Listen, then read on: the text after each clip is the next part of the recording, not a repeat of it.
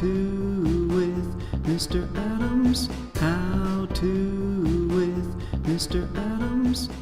Hi, and welcome to another episode of How to with Mr. Adams. Today we're going to be reviewing how to solve one-step equations. So what I want you to do right now is just add a title into your notes. If it's review for you and you remember, that's okay. Just some extra practice. Add it anyways. Solving one-step equations. So we're going to start with really simple x plus 4, and I'm sure x plus 4 equals 6. I'm sure most of you are thinking right off the top of your head, well, yeah, obviously 2 plus 4 equals 6. But how do you do this algebraically? How do we do this mathematically to show our work? So what you want to always be thinking about is doing the opposite operation to balance the equation. So remember, an equation like this is just like a scale. So right now it's perfectly in balance. This side weighs the same amount as this side. So if I want to make any changes to one side, I have to do the exact same thing to the other side. And our goal is to isolate the variable. So you want to end up with x, or whatever your variable is, all by itself. So that means I need to get rid of this plus 4. So how do we do that? Well, we need to go x plus 4 equals 6. So to get rid of this plus 4, you have to do the opposite operation. The opposite of adding 4 is subtracting 4. So I'm going to subtract 4. Now, if this was a scale and I took 4 pounds away from this side of the scale, well, I need to take 4 pounds away from this side of the scale. So I'm going to also subtract 4 from this side. I'm going to write it right below. So now what happens is 4 minus 4 gives you 0. 6 minus 4 gives you 2. Our final answer would be x equals 2, because all that's left on my left side of the equation is x. The 4's have canceled. All that's left on the right side of my equation is 2. 6 minus 4 is 2. Okay, so that was pretty simple. Let's look at another one. X minus 4 equals 6. Same idea here. You're going to do the opposite operation. So here's my variable x. And I'm subtracting 4. I want to do the opposite operation. So the opposite of subtracting 4 is adding 4. Anything I do to one side of the equation, I have to do to the other side of the equation. So negative 4 plus 4 equals 0. 6 plus 4 equals 10. So we get x equals 10. And if I go back and I actually try this out and I substitute 10 into my equation, we get 10 minus 4 equals 6. Pretty straightforward.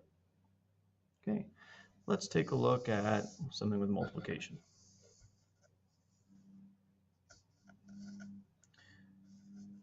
So here we have 2x equals 8. Now it's exactly the same as before. I look at my variable. What is happening to my variable?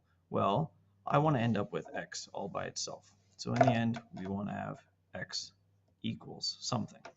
Okay? So I have 2x equals 8. What's going on between the 2 and the x? What operation is happening? Multiplication. We have 2 times x. We need to do the opposite operation. So the opposite of multiplying, and I'm going to write it so it looks like a fraction, is dividing. I'm going to divide this side by 2. Anything I do to one side of the equation, I have to do to the other side of the equation to keep it balanced. So I'd go 8 divided by 2. 2 divided by 2 gives you 1.